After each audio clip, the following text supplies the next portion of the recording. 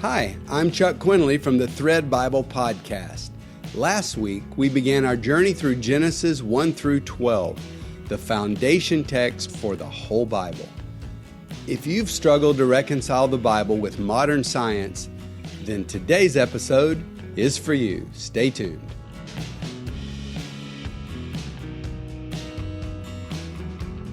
Welcome to Thread, God's Word tying together all the pieces of our lives through verse-by-verse study of the Bible.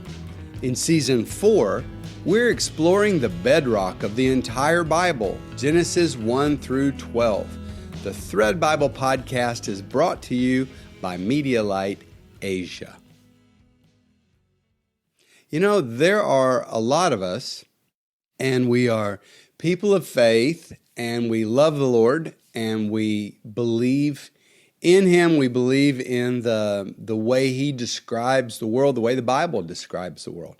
And yet, we still have a very sincere struggle in our heart because we've been educated in a world that dismisses God entirely. And on top of that, there are things that our science believes it has discovered, and it believes it is accurate, although admittedly, a lot of these things get overturned in, generation to generation. Some new thing will flip over the last thing that they absolutely knew. So we know we have to, take some of it with a grain of salt, and we know that some science is out there just as an explanation, so there doesn't have to be a God. And it's not so scientific as it is philosophical. But be that as it may, there are some things that we have discovered, and these are proven scientific facts.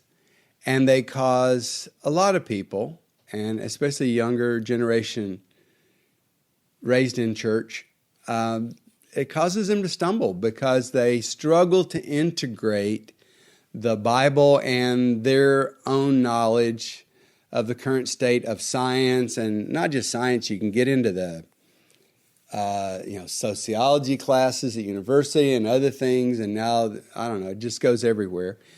It's an assault on God, and we know it is. But at the same time, some of these things really need to be addressed. Well, I believe there's some things that could really help you if you're in that position. As people of faith, we don't have to check our brains at the door. God gave us the ability to reason and to look into the nature of things and to experiment and to evolve mentally. So what we need is not another level of denial about proven scientific facts, but a deeper understanding of both science and the Bible. And we'll see that they can both be friends. All truth is God's truth. And science can only study what truly is, as long as it stays out of politics and religion or anti-religion, which is more the case today. But, that was the historic posture of science before God was pushed out of it, was to understand that God made the world, it's a beautiful world, and that we're here to study and understand how He did what He did. But this is all important because of the creation story that is in the first 2-3 chapters of the Genesis account. Now, imagine for a moment that God catches you up in a vision. And He says to you, I want to give you a gift, but you have to choose from 2 options. Option 1, I will advance all human scientific knowledge by at least 10,000 years. That's your first option, but who knows what this may do to life on earth. Option 2, I will give every human a mental framework that will answer the big questions of life. Those questions philosophers have wrestled with from the very beginning. And this mental framework will guide everyone in living day to day.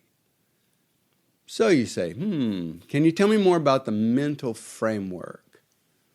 And God replies, well, I've wired your mind to process your life, all knowledge, all new insights through the operating system of story. So I'm going to give you a guiding story. And this story will tell you who you really are and what your role is in this world. And this story will guide you all of your life. Which one of those two gifts would you choose? If you say, forget meaning, I'll just take more knowledge, then you're voting for a scientific book of Genesis.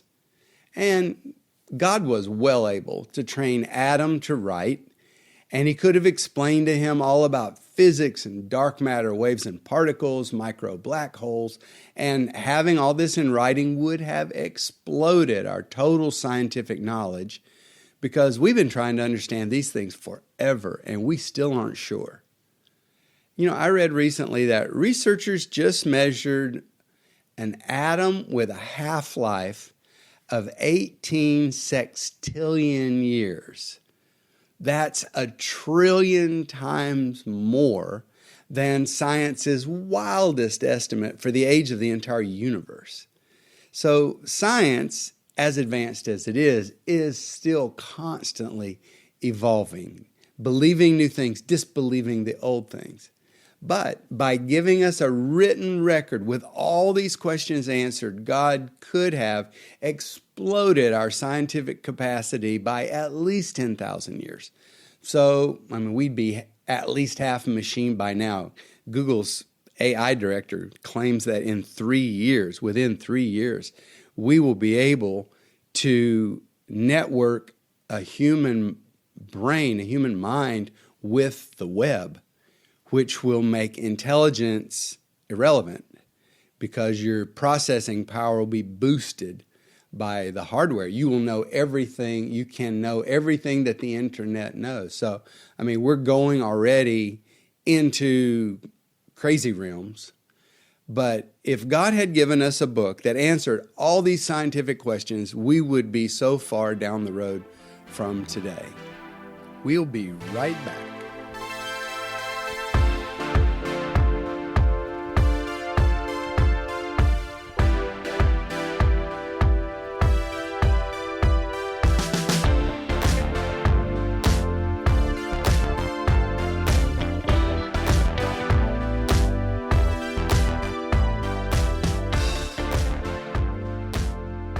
Scientific knowledge or story? So here's a real question. Would a 10,000-year leap in science really solve the problems of Earth? Would more knowledge deal with the real problem, the most vexing problem on the entire planet, which is the motivation and actions of human beings? Because let's face it, we humans are the root problem that Earth is facing in its struggle for survival. Well, I don't know which one of those two you would choose, but God voted for gift number 2, the gift of our origin story. In his excellent book, To Be Told, Dan Allender, who is a counselor, talks about a conversation he had with his mother when he was almost 18 years old. He found an old photograph in a drawer, and he brought it down. It had a man standing beside him when he was a little boy, and he didn't recognize this man. So he asked his mother one day while she was cooking, "Hey, Mom, who's the man in this picture?" And he writes that without looking up, she replied, "Oh, that's your father." He said, "You mean the man upstairs asleep in the bed?"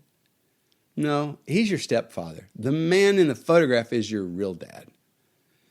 Needless to say, although nothing had changed in the physical world, in the 60 seconds it took to have this conversation, Dan Allender's entire world was turned upside down.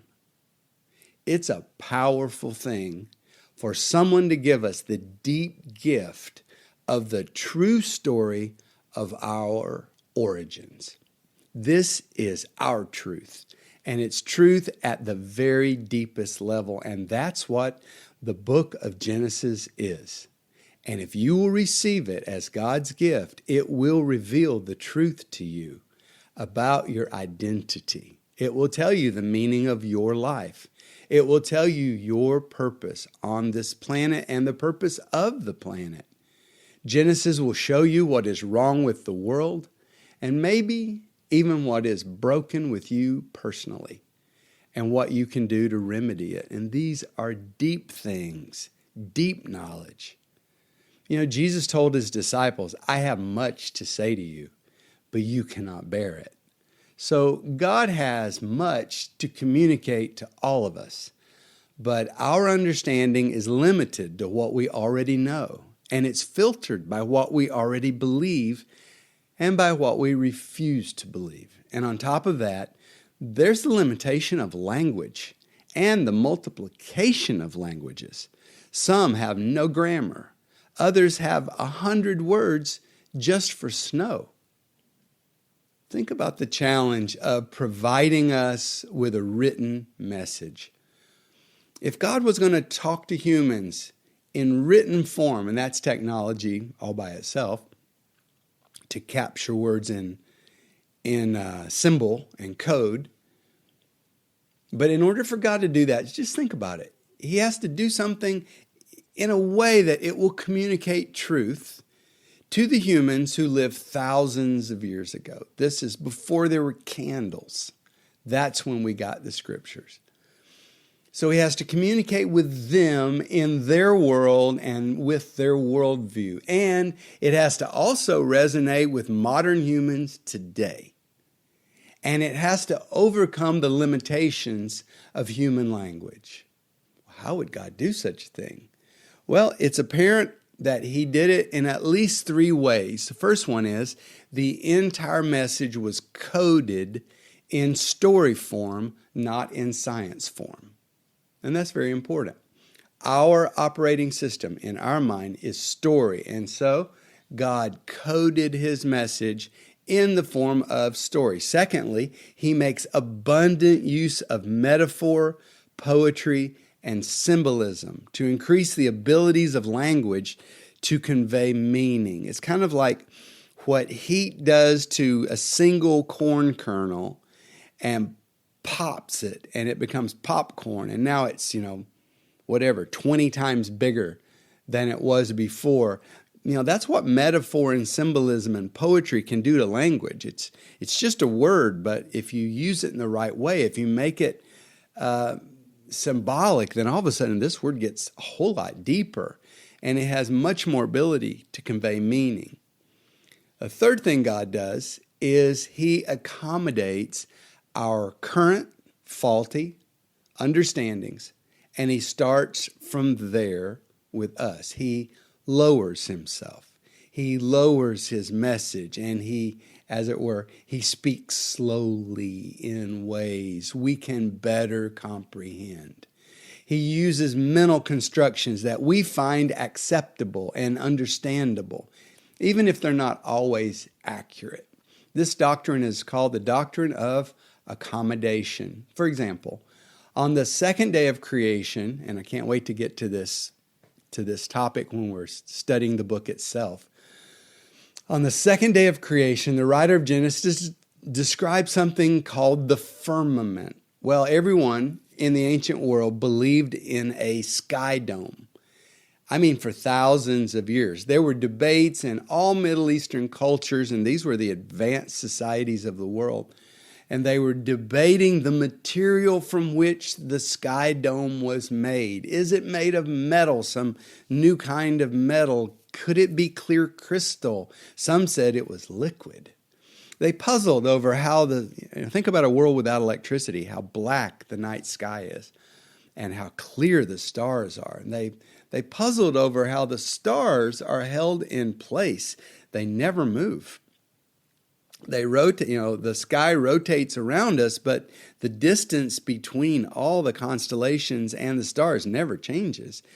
But on the other hand, the planets and the comets, they move freely, zipping through the heavens. But actually, it wasn't until Einstein that modern science totally rejected the theory of the ether as a weightless substance that fills space and transmits light energy. So disbelieving, even for science, completely disbelieving in a firmament is a relatively new thing, a firmament of some form.